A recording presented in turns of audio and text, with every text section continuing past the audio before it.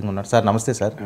Sir AP రాజధానికి ప్రభుత్వ ప్రాధాన్యత 5 ఏళ్ల తర్వాత మళ్ళీ దీనికి ఒక రూపం తీసుకొస్తున్నాము. 5 ఏళ్ళు నిర్ణయం అయిపోయిందని 5 సంవత్సరాల తర్వాత మళ్ళీ అసెంబ్లీ సాక్షిగా బడ్జెట్ సమావేశంలో 3,445 కోట్ల రూపాయలు కేటాయింపులు జరిగాయట.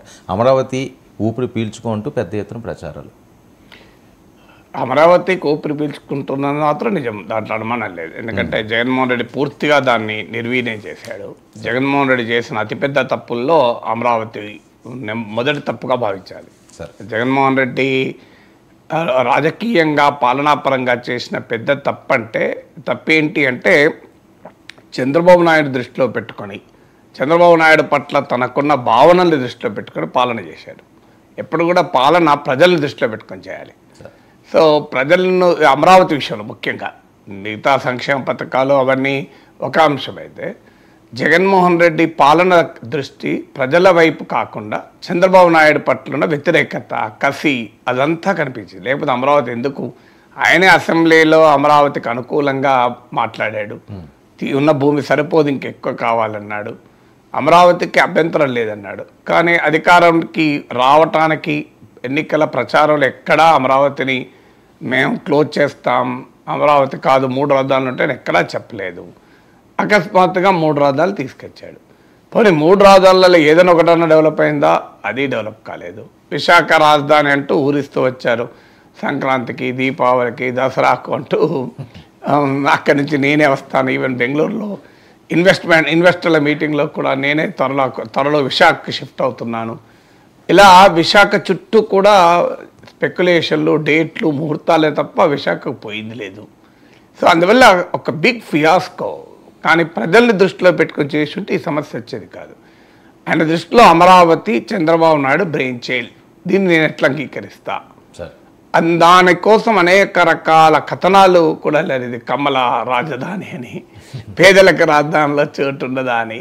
ఎక్కడైనా ఏ నగరంలోనైనా ఏ ఒక్క కులం ఉండదు. కోర్స్ కొన్ని కులాల వాళ్ళు కొన్ని ప్రాంతాల్లో మన సమాజం యొక్క ప్రత్యేకత ఏంటంటే ఆఖరి కులాల వారీగా కూడా రెసిడెన్స్ ఉంటుంది. కొన్ని కమ్యూనిటీలో ఒక కులం వాళ్ళు డామినేటింగ్గా ఉంటారు, కొన్ని ప్రాంతాల్లో కేంద్రీకృతమై ఉంటారు. ఇప్పుడు ఉదాహరణకు మనకు జూబ్లీ హిల్స్, బంజారా హిల్స్లో ఒకప్పుడు సంపన్న కుటుంబాల వాళ్ళే ఉండేవారు. ఇప్పుడు చాలామంది అందరు వస్తున్నారు. కానీ సో ఇప్పటికీ కూడా జూబ్లీ హిల్స్ అంటే ఒక ఎలీట్ ఉంటారు జూబ్లీ హిల్స్లో. సో అలా ఎక్కడైనా ఉంటుంది. కానీ ఒక నగరాన్నే కమ్మల రాజధాని అని ప్రత్యేకంగా ఒక కులాన్ని అట్రిబ్యూట్ చేసి ఇలా గందరగోళం అంతా చేసుకున్నాడు. సో ఈ గందరగోళం స్వయంకృతాపరాధం. దీనితో ఆయన ఆశించింది ఏంటంటే అమరావతిలో 1,00,000 కోట్లు పోయడం ఎందుకు, 1,00,000 కోట్లు పోసి అమరావతిని డెవలప్ చేయాలా, రాష్ట్రమంతా డెవలప్ చేయాలా అనే ఒక థీరీని ప్రవేశపెట్టి 3 రాజధానులతో తనకు ఉత్తరాంధ్ర, రాయలసీమలో కూడా ప్రాబల్యం వస్తుంది అని అంచనా వేశాడు. అంచనాలు ఘోరంగా తప్పాయి. ఎందుకంటే అమరావతిని ప్రజలు కృష్ణా గుంటూరు జిల్లా ప్రజల ఆస్తిగా చూడలే, అమరావతిని రాష్ట్ర రాజధానిగా చూశాడు. జగన్మోహన్ రెడ్డి మిస్ అయిన పాయింట్ ఏంటంటే అసలు ఆంధ్రప్రదేశ్ రాష్ట్రం విభజన సందర్భంగా ప్రజల్లో ఉండే అసలైన భావోద్వేగం ఏంటి, చంద్రబాబు నాయుడు 2014లో ముఖ్యమంత్రి చేసిన రాజకీయ అంశం ఏంటి, ఇది జగన్మోహన్ రెడ్డి గుర్తించలేకపోయాడు. ఎందుకంటే మీకు 2012లో ఉప ఎన్నికలు జరిగితే జగన్మోహన్ రెడ్డి కాంగ్రెస్ పైన తిరుగుబాటు చేసి వైఎస్ఆర్ కాంగ్రెస్గా ఏర్పడిన తర్వాత మీకు ఆ ఉప ఎన్నికల్లో తెలుగుదేశం పార్టీ డిపాజిట్ గల్లంతే దాదాపు అన్ని సీట్లు గెలుచుకున్నది వైఎస్ఆర్ కాంగ్రెస్ స్వీప్ యాక్చువల్గా. సో కానీ 2014కి వచ్చే వరకు 2% ఓట్ల తేడాతో టీడీపీ అధికారంలోకి వచ్చింది. ఏంటి పరిణామక్రమం, మార్పు ఏంటి? 2 ఏళ్ళకి పీరియడ్ కదా.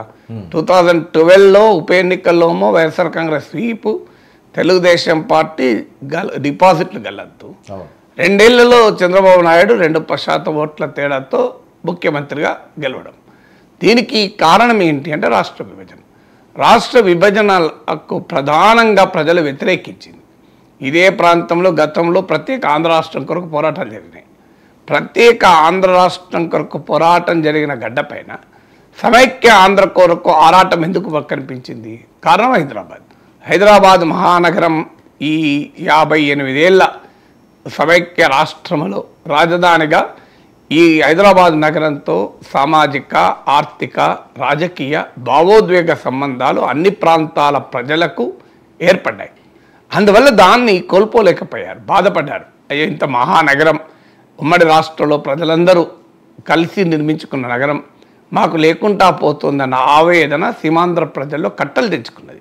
అందుకే మీకు ఆ దశలో హైదరాబాద్ కేంద్రపాలిత ప్రాంతం జిల్లా రకరకాల డిమాండ్లు వచ్చాయి. రాయల్ తెలంగాణ అనే డిమాండ్ కూడా వచ్చింది. ఇదంతా హైదరాబాద్ చుట్టూ జరిగిన వ్యవహారం. సో ఎప్పుడైతే హైదరాబాద్ను కోల్పోయారో క్యాపిటల్ సిటీ లేని రాష్ట్రంగా మళ్ళీ మారుతోంది. అప్పుడు కర్నూలు కోల్పోయాం ఉమ్మడి రాష్ట్రం కొరకు. అప్పుడంటే అర్థం ఉంది, కర్నూలు కన్నా హైదరాబాద్ మహానగరం కనుక ప్రజలు సంతోషపడ్డారు. ఇప్పుడు హైదరాబాద్ను వదిలి వచ్చి మళ్ళీ మన నగరం లేకుండా అయ్యాం. పెద్ద సోర్స్ ఆఫ్ ఇన్కమ్ కోల్పోయాం. ఒక బిగ్ సిటీ కావాలి, క్యాపిటల్ సిటీ కావాలి అన్న భావన, పాలనా అనుభవం ఉండాలి అనే భావన చంద్రబాబు నాయుడు గెలిపించింది. అంటే హైదరాబాద్ చుట్టూ ఉన్న ఆస్పిరేషన్ కేవలం ఒక హైదరాబాద్ నగరం అనే కాదు, ఆడ హైదరాబాద్ అని భౌగోళికంగా కాదు కదా, ఆడ ఒక క్యాపిటల్ సిటీ, ఒక బిగ్గర్ ఎకనామిక్ గ్రోత్ ఇంజన్ కోల్పోతున్నామన్న బాధ సీమాంధ్ర ప్రజల్లో కట్టలు తెచ్చుకుంది. దాన్ని చంద్రబాబు నాయుడు సమర్థవంతంగా రాజకీయంగా దానికి రెస్పాండ్ కాగలిగాడు. దానికి తోడు నరేంద్ర మోడీకి దేశవ్యాప్తంగా ఒక వాతావరణం ఉండడం, కేంద్ర సహకారం అవసరము, కొత్త రాష్ట్రానికన్నా భావన ఉండడము, అధికారంలోకి రాబోతున్న కూటమిలో టీడీపీ భాగస్వామి కావడము, పవన్ కళ్యాణ్ చేరడం, ఇవన్నీ కూడా కలిసి వచ్చాయి.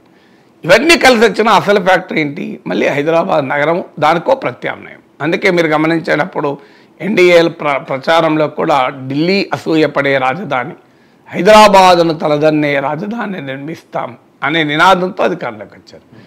5 ఏళ్లలో వాస్తవంగా చంద్రబాబు నాయుడు గ్రౌండింగ్ చేయలేదన్న విమర్శలు కూడా ఎదుర్కొన్నాడు. అంటే కొన్ని టెంపరీ బిల్డింగ్లు కట్టాడు. ఇప్పుడు మన హైదరాబాద్ నగరంలో సెక్రటేరియట్ కట్టారు. 6 నెలలు 7 నెలలు 1 ఇయర్ లోపల అయిపోయింది కదా. అలాంటి ఐకానిక్ బిల్డింగ్ ఉందా మీకు అమరావతిలో? 5 ఏళ్ళు ఇప్పటికి లేదు. ఒక్క హైదరాబాద్లో సెక్రటేరియట్ ఎప్పుడు అనుకున్న తర్వాత కట్టి పడేశారు కదా. సో మీకు ఈలో సెంట్రల్ విస్టా ప్రాజెక్ట్ 20,000 కోట్లతో బ్రహ్మాండంగా కొత్త పార్లమెంట్ బిల్డింగు, అన్ని ఆఫీసులు కూడా వచ్చేసినాయి కదా. మరి ఈ అమరావతిలో రాలే కదా. అది వాస్తవంగా చంద్రబాబు నాయుడు పైన విమర్శ కూడా వచ్చింది ఆ రోజుల్లో. ఇది అమరావతి కాదు భ్రమరావతి అని కూడా ఆ పుస్తకాలు వచ్చాయి. దాన్ని జగన్మోహన్ రెడ్డి ఉపయోగించుకోలేకపోయాడు. వాస్తవంగా 2019లో అది ఎన్నికల్లో ఆయనకు ఉపయోగపడ్డది, కానీ తర్వాత దాన్ని అడ్వాంటేజ్గా మార్చుకోలేకపోయాడు. ఆయన కనుక అమరావతిని ఒక ఏడాదిలో 2 ఏళ్ళలో కంప్లీట్ చేసి ఉంటే, ఓకే, చంద్రబాబు నాయుడు చూపెట్టినటువంటి గ్రాఫిక్స్లోనే కాకుండా సాధారణంగా ఒక మంచి రాజధాని, ఒక మంచి బిల్డింగులు, అసెంబ్లీ, సెక్రటేరియట్, ఇప్పుడు హైదరాబాద్లో ఉన్నటువంటి సెక్రటేరియట్, ఇవి నిర్మించి, లేదు ఆ ప్రాంతంలో ఎలాగూ ప్రభుత్వ కంపెనీలు, ప్రభుత్వ భవనాలు వస్తాయి, రిజర్వ్ బ్యాంక్ ఆఫ్ ఇండియా, ఇవన్నీ వచ్చుంటే అసలు అమరావతి ఇష్యూనే ఉండేది కాదు. కానీ దానికి చంద్రబాబు నాయుడు మీద కసితోని అమరావతిని కంప్లీట్గా నాశనం చేసుకున్నారు. లేదు పోనీయండి, అమరావతి అలాగే ఉంటుంది, కొత్త క్యాపిటల్ గ్రీన్ఫీల్డ్ సిటీ అంటే ఒక నూతన నగరాన్ని మనం నిర్మించలేము, నగరం నేచురల్గా డెవలప్ కావాలి. గ్రీన్ఫీల్డ్ సిటీ అంటే చాలామంది హరిత నగరం అనుకుంటారు. హరిత నగరం కాదు గ్రీన్ఫీల్డ్ సిటీ అంటే. అంటే గ్రీన్ఫీల్డ్ అంటే గ్రీన్ ఉన్నది కదా, హరితం అనుకుంటారు. గ్రీన్ఫీల్డ్ సిటీ అంటే బిల్డింగ్ ఫ్రమ్ ఎ స్క్రాచ్, కొత్త కంప్లీట్గా అంతకుముందు లేని దాన్ని నిర్మిస్తే దాన్ని గ్రీన్ఫీల్డ్ సిటీ అంటారు. సో ఈ గ్రీన్ఫీల్డ్ సిటీ కాదు, నేను అట్లీస్ట్ విజయవాడనే రాజధానిగా ప్రకటిస్తాను. విజయవాడ రాజధానిగా ఉంటే అన్ని దశ దిశల వద్దన్న